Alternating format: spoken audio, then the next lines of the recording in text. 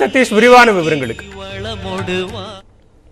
வட தமிழகத்தில் நிலவும் காற்றழுத்த தாழ்வு மண்டலம் அடுத்த சில மணி நேரங்களில் மேற்கு வடமேற்கு திசையில் நகர்ந்து ஆழ்ந்த காற்றழுத்த தாழ்வு பகுதியாக மாறக்கூடும் என்று மண்டல வானிலை மையம் தெரிவித்துள்ளது. இதன் காரணமாக 24 மணி நேரத்தில் கிருஷ்ணகிரி மற்றும் திருப்பத்தூர் மாவட்டங்களின் ஓரிரு இடங்களில் இடி மின்னலுடன் கனமுதல் மிக கனமழைக்கு வாய்ப்புள்ளது. ஈரோடு, சேலம், தருமபுரி, வேலூர் மற்றும் கன்னியாகுமரி மாவட்டங்களில் இடி மின்னலுடன் கனமழை பெய்யும். வட மாவட்டங்களில்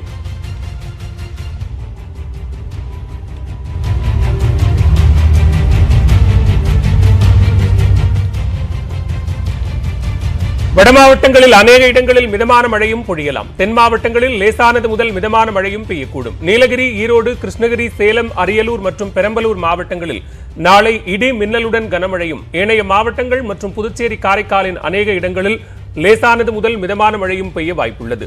சென்னையை பொறுத்தவரை 24 மணி நேரத்தில் நகரின் ஒரு சில இடங்களில் லேசானது முதல் மிதமான மழை பெய்யலாம் என்று கணிக்கப்பட்டுள்ளது. குமரிக்கடல் மற்றும் மன்னார் வளைகுடா பகுதிகளில் 40 முதல் 50 கிலோமீட்டர் வேகத்தில் பலத்த காற்று வீசக்கூடும் என்பதால் 24 மணி நேரத்திற்கு அப்பகுதிகளுக்கு மீனவர்கள் செல்ல வேண்டாம் என்று எச்சரிக்கப்பட்டுள்ளனர்.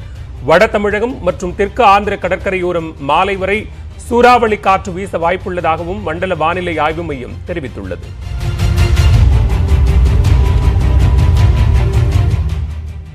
சென்னை, காஞ்சிபுரம், திருவள்ளூர், ராணிப்பேட்டை இந்த 4 மாவட்டங்களுக்கும் ரெட் அலர்ட் கொடுத்துருந்தோம். அந்த 4 மாவட்டங்களுக்கு ரெட் அலர்ட் அந்த 21 சென்டிமீட்டர் தொடலை. மழை வந்து எங்கே நம்ம வந்துருக்குதுன்னா புதுவையும் விழுப்புரம் மாவட்டம் இந்த ரெண்டு மாவட்டங்களில் தான் நமக்கு வந்து பார்த்திங்கன்னா நிறைய மழை பதிவாயிருக்கிறது. இங்கே வந்து வராது காரணம் என்னன்னா ஒன்றும் இல்லை, நமக்கு அந்த ரெயின் பேண்ட் சொல்கிறோம் இல்லையா, அது வந்து கொஞ்சம் தள்ளி கொஞ்சம் போயிடுது, ஆந்திரா பக்கம் போயிடுது, அவ்வளவுதான். விழுப்புரம் மாவட்டத்தில் ஒரே நாளில் 5 இடங்களில் அதி கனமழை பெய்துள்ளது. விழுப்புரத்தில் உள்ள வீடூர் அணை நிரம்பியதை அடுத்து வினாடிக்கு 41,000 கனஅடி நீர் வெளியேற்றப்பட்டு வருகிறது. நீர்பிடிப்பு பகுதிகளில் பெய்து வரும் தொடர் மழையால் அணைக்கு 39,000 கனஅடி தண்ணீர் வந்து கொண்டிருக்கிறது. அணையின் முழு கொள்ளளவான 32 அடியில் 31 அடிக்கு தண்ணீர் நிரம்பியுள்ளதால் 9 மதகுகள் வாயிலாகவும் தண்ணீர் வெளியேற்றப்படுகிறது. சங்கராபரணி ஆற்றின் கரையோரம் உள்ள கொம்பூர், கணபதிப்பட்டு உள்ளிட்ட 18 கிராமங்களுடன் புதுச்சேரிக்கும் வெள்ள அபாய எச்சரிக்கை விடுக்கப்பட்டுள்ளது.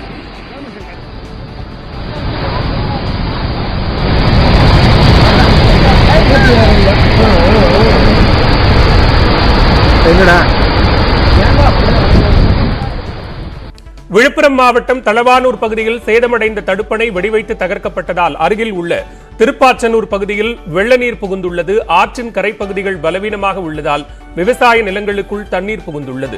தென்பெண்ணை ஆற்றில் தண்ணீர் தொடர்ந்து வரும் பட்சத்தில் இப்பகுதிகளில் பயிரிடப்பட்டுள்ள கடலை, சவுக்கு உள்ளிட்ட பயிர்கள் வெள்ளத்தில் மூழ்கும் அபாயம் ஏற்பட்டுள்ளதாக விவசாயிகள் வேதனை தெரிவித்துள்ளனர். எனவே உடனடியாக கரைகளை பலப்படுத்தி வெள்ள நீர் ஊருக்குள் புகுவதை தடுக்க வேண்டும் என்று மாவட்ட நிர்வாகத்திற்கு திருப்பாச்சனூர் கிராம மக்கள் கோரிக்கை விடுத்துள்ளனர். கள்ளக்குறிச்சி மாவட்டம் ரிஷிவந்தியத்தை அடுத்த சாத்தப்புத்தூர் கிராமத்தில் உள்ள ஏரி முழு கொள்ளளவை எட்டியுள்ளது. இதனால் ஏரியிலிருந்து வெளியேறும் உபரி நீர் கிராமத்தில் புகுந்தது. அங்குள்ள சாலைகளில் வெள்ள நீர் ஆர்ப்பரித்து செல்வதால் வெளியே வர முடியாமல் பொதுமக்கள் வீடுகளிலேயே முடங்கி உள்ளனர். கிராமத்திற்குள் புகுந்த வெள்ள நீரை பொதுப்பணித்துறையினர் உடனடியாக வெளியேற்ற நடவடிக்கை எடுக்க வேண்டும் என்று பொதுமக்கள் கோரிக்கை விடுத்துள்ளனர்.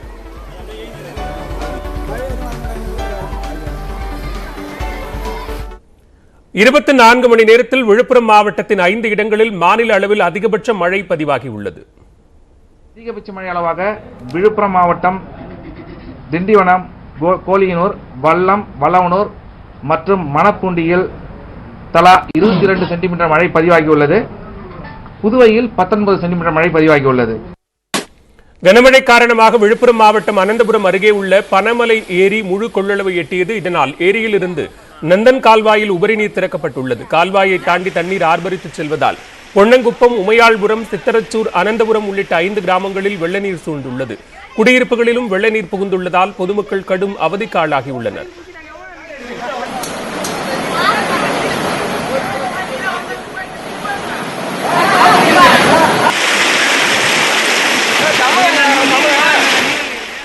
விழுப்புரம் மாவட்டம் செஞ்சி சங்கராபரணி ஆற்றங்கரையில் உள்ள துர்க்கையம்மன் கோவிலுக்கு சென்ற குமரன், மணிகண்டன், கார்த்தி ஆகியோர் வெள்ளத்தில் சிக்கிக் கொண்டனர். அப்போது கோயிலில் வெள்ள நீர் சூழ்ந்ததால் 3 பேரும் கோபுரத்தின் மீது ஏறி உயிருக்கு போராடினர்.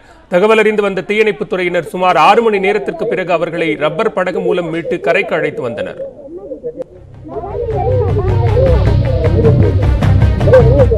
விழுப்புரத்தில் நள்ளிரவு முதல் பெய்த கனமழையால் தென்பெண்ணை ஆற்றின் கிளை நதியான மலட்டாற்றில் வெள்ளப்பெருக்கு ஏற்பட்டுள்ளது. இதனால் திருப்பாச்சனூர் தரைப்பாலத்தை வெள்ள நீர் மூழ்கடித்து செல்கிறது. பொதுமக்கள் யாரும் தரைப்பாலத்தை கடந்து செல்ல முயற்சிக்க கூடாது என்பதற்காக தடுப்புகள் ஏற்படுத்தப்பட்டுள்ளது.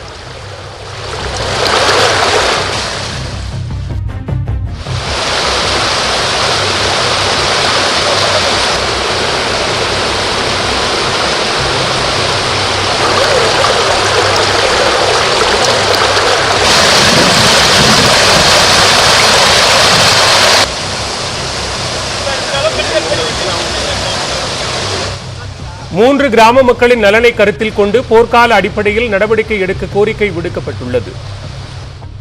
மேம்பாலம் இப்ப கட்டிட்டு இருக்கிறாங்க. இந்த வேலையை கொஞ்சம் குறுகிய காலத்தில் முடிச்சாங்கன்னா கொஞ்சம் நல்லா இருக்கும்.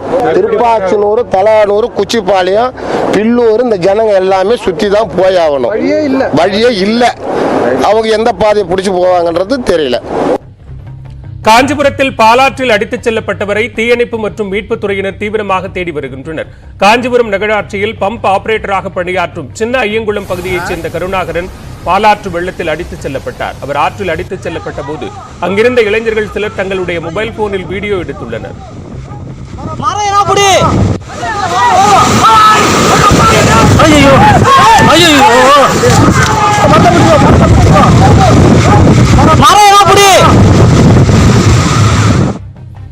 கனமழை காரணமாக வேலூர் வழியாக பாயும் பாலாற்றில் 30 ஆண்டுகளுக்கு பிறகு வெள்ளம் கரை புரண்டு ஓடுகிறது. ஆற்றில் வினாடிக்கு 91,256 கனஅடி நீர் செல்வதாக பொதுப்பணித்துறை அதிகாரிகள் தெரிவித்துள்ளனர். ஆற்றில் தண்ணீர் ஆர்ப்பரித்து செல்வதால் பொதுமக்கள் மேம்பாலத்தில் நின்று ஆர்வத்துடன் வெள்ள நீரை வேடிக்கை பார்த்து வருகின்றனர். தொடர்ந்து நீர்வரத்து அதிகரித்துள்ளதால் பொதுமக்கள் மேம்பாலத்தில் நின்று வேடிக்கை பார்க்க வேண்டாம் என்று காவல்துறையினர் ஒலிபெருக்கி மூலம் அறிவுறுத்தி வருகின்றனர்.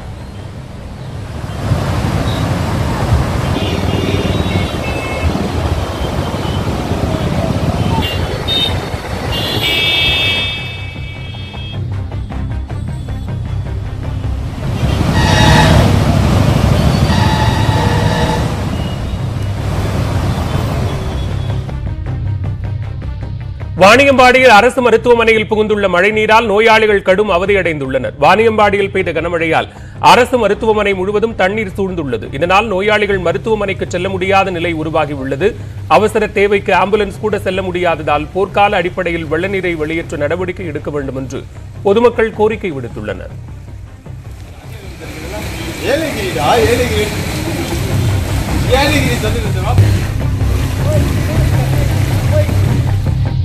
குடியாத்தத்தை அடுத்த பஸ்மாத்தூர் கிராமத்தில் கனமழையால் பாலாற்றில் வெள்ளம் கரை புரண்டு ஓடுகிறது. ஆற்றின் வேகத்தில் கரையோர பகுதியில் கட்டப்பட்டிருந்த மாடி வீடு ஒன்று திடீரென ஆற்றில் அடித்துச் செல்லப்பட்டது.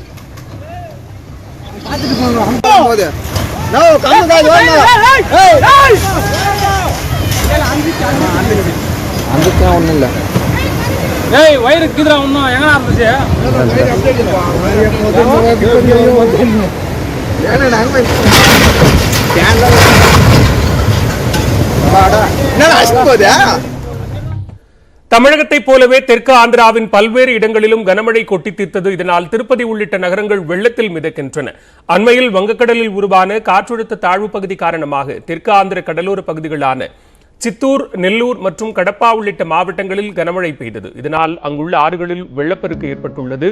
திருப்பதி, திருமலையில் உள்ள மலைகளில் வெள்ள நீர் ஆர்ப்பரித்து கொட்டுகிறது. மேலும் பல பகுதிகளில் நிலச்சரிவும் ஏற்பட்டுள்ளது. கடப்பா மாவட்டத்தில் 20 கிராமங்களில் வெள்ளம் சூழ்ந்துள்ளதால் 4 தாலுகாக்களில் போக்குவரத்து முற்றிலும் துண்டிக்கப்பட்டுள்ளது. இதனிடையே மழை வெள்ளத்தால் உயிரிழந்தவர்களின் குடும்பத்தினருக்கு 5 லட்சம் ரூபாய் வழங்கப்படும் என்று முதலமைச்சர் ஜெகன்மோகன் உத்தரவிட்டுள்ளார். வெள்ளத்தால் பாதிக்கப்பட்ட குடும்பங்களுக்கு தலா 2000 ரூபாய் வழங்கப்படும் என்றும் அவர் தெரிவித்துள்ளார். இதேபோன்று கடப்பா மாவட்டம் ராஜம்பேட்டையில் உள்ள தடுப்பணை உடைந்ததால் 20க்கும் மேற்பட்ட கிராமங்களில் மழைநீர் சூழ்ந்தது. அணை உடைந்ததால் அங்குள்ள 100க்கும் மேற்பட்ட ஆடு, மாடு உள்ளிட்ட கால்நடைகள் வெள்ளத்தில் அடித்துச் செல்லப்பட்டன. இது தொடர்பான காட்சிகள் வெளியாகியுள்ளன.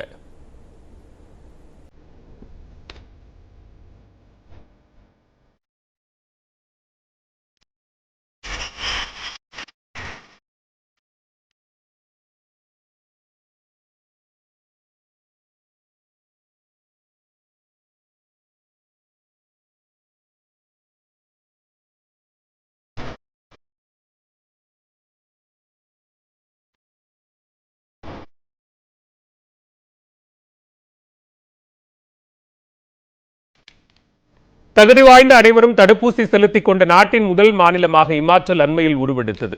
பிரதமர் மோடி உள்ளிட்ட தலைவர்கள் இதற்காக வாழ்த்து தெரிவித்த நிலையில் 100% தடுப்பூசி சாதனையை இமாச்சல் எப்படி எட்டியது என்பதை இந்த தொகுப்பில் பார்க்கலாம்.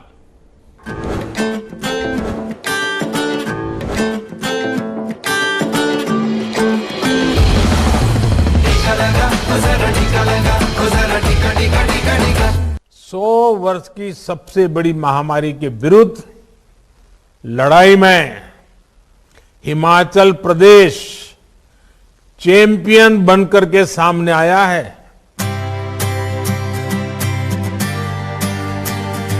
Indeed, when it comes to vaccinating against COVID-19, Himachal Pradesh has checked all boxes. So what are the state's best practices? What can we all learn from Himachal Pradesh? We had worked very hard in the tribal districts because of upcoming winters. We were planning that we have to finish the second dose over there. So the vaccine allocation at the state level was done towards this tribal districts. The vaccine was shifted as per their estimated requirements, and population was vaccinated at the earliest. As overall, talking about the state for pace of vaccination, our monitoring part is very strict on our side, because from the top end, maybe it's the Honorable Chief Minister or the Health Minister, at the level of Chief Secretary, they are monitoring it on a weekly basis. The updates are going with them, and they are reviewing it with all the deputy commissioners. With this, we had a help from other departments also for the mobilization of the beneficiaries who are due for vaccination. Last question to you. So I know every state is different, but if you had to give a few tips as to what should every state be doing which is applicable there, what the best practices with Himachal has implemented, what would they be? First of all, I would say you should have a good mechanism of monitoring the any program. Secondly, the support of the beneficiary, I mean the service takers, I would say that really depends a lot on them. There should be transparency. There should be transparency. You should tell them everything, that whatever it is there, and people accept it.